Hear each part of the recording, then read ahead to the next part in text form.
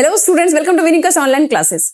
आप लोगों को पता है कि जो टर्म 2 है, सीबीएसई ने सैंपल पेपर जारी कर दिए। सभी सब्जेक्ट्स के कितने कितने मार्क्स के कौन कौन से क्वेश्चंस आएंगे, तो आप सबको क्लियर हो गया कि भैया 1 मार्क्स के एमसीक्यूज तो बिल्कुल भी नहीं आ रहे।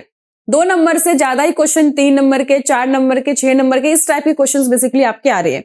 तो अभी हम लोग जो साउथ एशियन कंटेम्प्रेरी वर्ड, जो हम लोग का सेकंड चैप्टर कंप्लीट हो चुका है, आज हम लोग वहां पर डिस्कस करने वाले। अब आप लोग कहेंगे मैम एमसीक्यू क्यों दे रही हो, जबकि एमसीक्यू तो आने ही नहीं एग्जाम में। आई नो, मुझे भी पता है कि एमसीक्यू नहीं आने, बट मैंने आपको इसीलिए दिया केस बेस्ड स्टडी में जो क्वेश्चंस होते हैं उसमें आंसर नहीं दे रखा होता। आपको चैप्टर क्लियर है तो ही आप लोग क्वेश्चन सॉल्व कर सकते हो। तो कुछ इंपॉर्टेंट चीजें जो है वो मैं आप लोग को बताना चाहती हूँ। 8, 10 या 15 जो भी बातें हैं वो आपके आगे भी काम आएगा, तो आपके जो भी एंट्रेंस एग्जाम में भी काम आ सकता है। तो मैंने बताया था ना कि एंट्रेंस की प्रिपरेशन भी हम लोग को साथ साथ में रखनी है। चैप्टर से रिलेटेड जो इंपॉर्टेंट पॉइंट्स थे उसको मैंने यहाँ पे कवर किया, तो एमसीक्यू करने में कोई बुराई नहीं है। उससे आपके case based study question clear हो जाएंगे। आगे के जो आपके मेन सब्जेक्ट के एंट्रेंस होंगे वो भी क्लियर हो जाएगा। साथ साथ कोई कॉम्पिटेटिव एग्जाम्स दोगे तो उसमें बहुत ज्यादा हेल्प हो जाएगी। तो कुछ ज्यादा टाइम नहीं लगेगा, साथ ही साथ हमें ये समझ में आ जाएगा कि चैप्टर कितने डिटेल में हमने पढ़ा है। तो पहले कुछ एमसीक्यूज क्वेश्चन आंसर 1 मार्क्स के डिस्कस करते हैं, उसके बाद हम लोग बारी क्वेश्चन को डिस्कस करेंगे। चलिए, फर्स्ट क्वेश्चन आप लोगों को स्क्रीन पे दिख रहा होगा, कह रहे when India conducted nuclear explosion इन पोखरण। ये सेकंड जो न्यूक्लियर टेस्ट हुआ था बेसिकली पोखरण में, वो पूछ रहे हैं कि कब हुआ था। आपके पास 4 ऑप्शन दे रखा है, 1996, 1997, 1998 और 1999। तो 1998 हमको पता है क्योंकि कारगिल वॉर से जस्ट बिफोर हुआ था। तो मैं आपको आंसर आप लोग खुद ही लिखेंगे, मैं आपको बता रही हूँ, आप लोग फटाफट अपनी कॉपी मार्क करके लिखते जाओ। कह रहा है कि व्हेन वाज लिट्टे वैनिश। लिट्टे हमको पता है कि श्रीलंका के अंदर जो भी तमिल थे, जब उनको बहुत ज्यादा इग्नोर किया गया, उनके अधिकारों को दबाया गया, तो उन लोगों ने अपना क्या एक ग्रुप बना लिया था और जिसे लिट्टे कहा गया था। तो बाद में फाइनली 2009 में इसको कंप्लीटली श्रीलंका से खत्म कर दिया गया।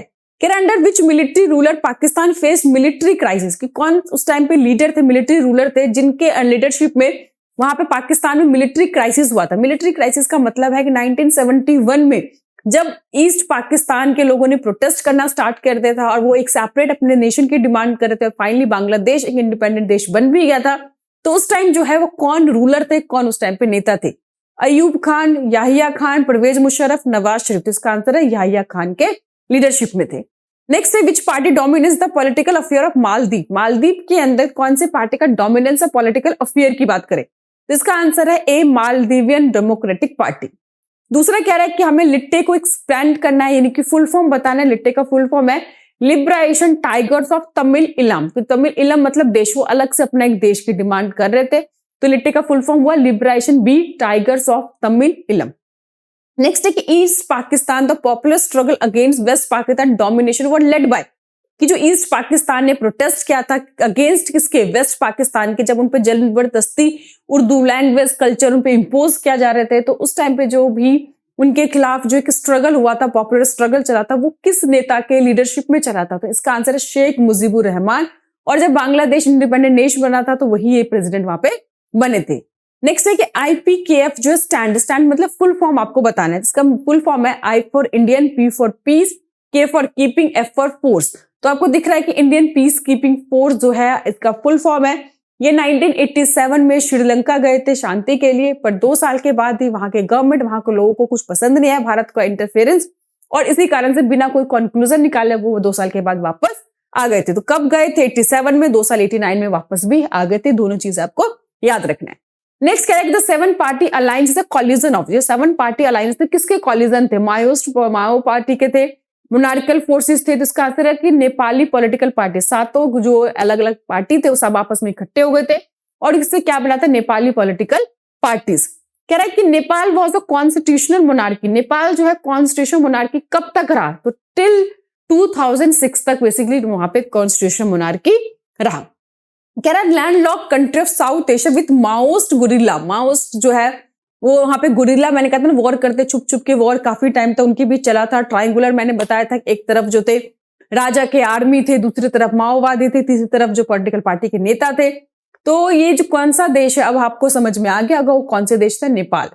नेक्स्ट है कि माओइस्ट का मतलब क्या होता है? कि एक कह रहा है ना communist who believe in the ideology of Mao. Mao के जो आइडियोलॉजी बिलीव करते हैं उन्हीं को माओइस्ट कहा गया था। कह रहा whose meditation resolve the Indus river water dispute between India and Pakistan. India और पाकिस्तान के बीच में जो इंडस रिवर डिस्प्यूट चल रहा था, किसकी मतलब मध्यस्थता से बेसिकली इसको प्रॉब्लम को सॉल्व किया गया था?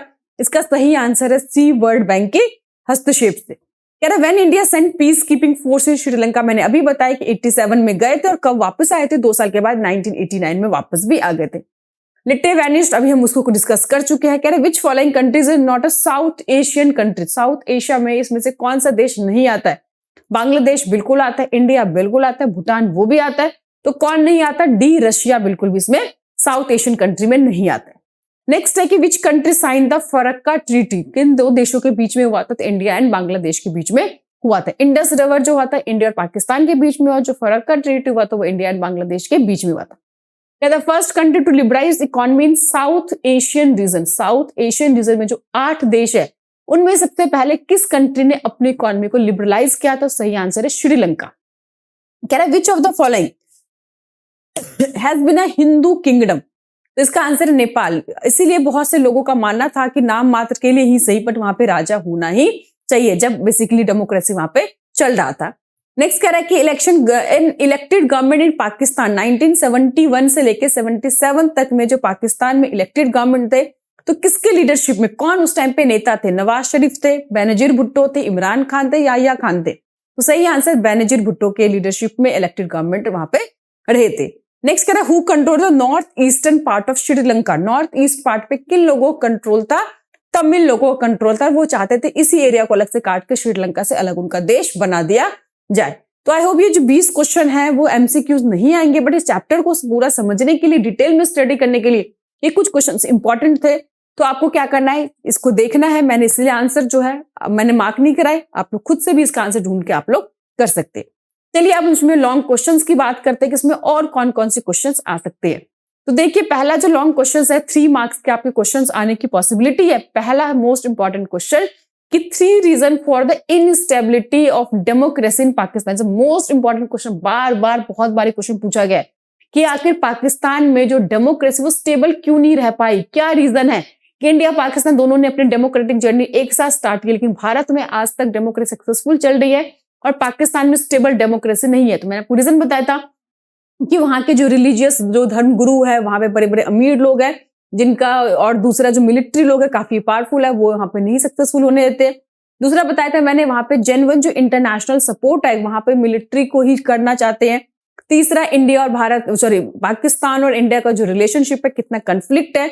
चौथा कहा था कि पाकिस्तान परमाणु संपन्न देश है और परमाणु जो है वहां पर टेररिस्ट वगैरह बहुत ज्यादा एक्टिव है, तो उनके गलत हाथों में न चले जाए, इसीलिए जो है वहां पे जो मिलिट्री है वो बार बार रूल करती है, क्योंकि उनको लगता है जो इलेक्टेड गवर्नमेंट है वो अपने सेल्फ बेनिफिट के लिए, थोड़े से लालच के लिए सीक्रेसी को दूसरे देश को बेच सकते हैं, और जिसके कारण से वहां पे इलेक्टेड गवर्नमेंट को बार बार हटा दिया जाता है। वहां पे जो मिलिट्री है वो अपना रूल करने लग जाती है। सिस्टमेटिकली आपको पॉइंट्स बना के कम से कम 3 पॉइंट आपको करना है, क्योंकि 3 नंबर से ज्यादा इसमें क्वेश्चन नहीं बनते। दूसरा question, democracy is becoming the first choice of the people of south Asia. तो अभी हमने देखा था कि साउथ एशिया में जितने भी देश है वहां पे सर्वे हुआ था, तो सभी देशों के लोगों को निकलकर एक ही बात कॉमन आई थी कि अमीर हो, गरीब देश हो, चाहे मेल हो, फीमेल हो, एवरी पर्सन जो लोगों की बात करें, सिटीजन की बात करें, तो उनकी ये एस्पिरेशन होती है कि भैया उनके देश में डेमोक्रेटिक गवर्नमेंट हो, वहां पे रेगुलरली इलेक्शन हो, ताकि जनता के पास एक बहुत ही बड़ा पावर आया था अपनी सरकार को चुनने का, और वहां पे सरकार ज्यादा रिस्पॉन्सिबल होती है, अकाउंटेबल होती है। तो यही चीज देखा गया था कि डेमोक्रेसी जो है वो सभी लोगों की वहां पे फर्स्ट चॉइस थी। लेकिन सक्सेसफुली डेमोक्रेसी जो है वो 2 ही देशों में आजादी के बाद चल पाया है, लेकिन धीरे धीरे जनता की एक्सपेक्टेशन को देखते हुए, उनके एस्पिरेशन को देखते हुए आज ऑलमोस्ट सभी देशों में जो है वो डेमोक्रेटिक गवर्नमेंट रूल कर रहे हैं। तो इसको आपको जस्टिफाई करना है स्टेटमेंट को। Next explain any 2 region for the popular struggle in east Pakistan against west Pakistan 1971। हमने देखा था 1971 में जो ईस्ट पाकिस्तान के लोग, तो उन्होंने एक तरह से क्या करते हैं, स्ट्रगल स्टार्ट हो गया था वेस्ट पाकिस्तान के अगेंस्ट, कि जब वेस्ट पाकिस्तान के लोगों ने उनके कल्चर, उनकी लैंग्वेज को इम्पोज करने की कोशिश की, उर्दू लैंग्वेज में जबरदस्ती थोपा गया, तो वो लोग उन्होंने विद्रोह कर दिया। वो चाहते थे कि भाई हम पाकिस्तान से इंडिपेंडेंट अलग होकर अपना एक देश बनाए, जहां पर उनकी जो बंगाली कल्चर है, लैंग्वेज है, उसको प्रिजर्व करके रखा जा सके, और जिसके कारण आपको पता है वहां पे स्ट्रगल हुआ और फाइनली 1971 में ईस्ट पाकिस्तान इंडिपेंडेंट बांग्लादेश बन गया। तो ये आपको बताना है, रीजन की देना है। कह रहे कि explain any causes of the ethnic conflict in Sri Lanka. तो पूरा वही जो मैंने आपको दिखाए थे, नोट्स भी दिखाए थे आपको, कि किस तरह श्रीलंका में जो एथनिक की प्रॉब्लम है कि एक सिंहाला ग्रुप है, एक तमिल लोग है, सिंहाला मेजोरिटी में है, तमिल माइनॉरिटी में है।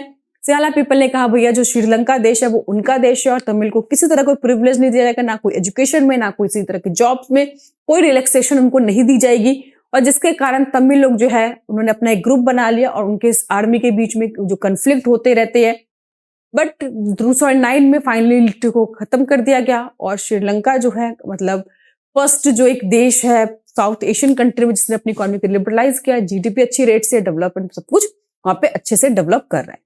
नेक्स्ट है कि how is the democratisation going in Nepal since 1990 से ही आपको पता है कि एक स्ट्रगल स्टार्ट हो गया था नेपाल के अंदर, क्योंकि जैसे ही देखा कि 1991 में बांग्लादेश में डेमोक्रेसी स्टैब्लिश होकर, पाकिस्तान शुरू से डेमोक्रेटिक कंट्री है, उनके बगल में जो पाकिस्तान है उस टाइम पे भी मतलब 98 से लेकर 1999 तक 11 सालों के बीच में डेमोक्रेटिक गवर्नमेंट रही।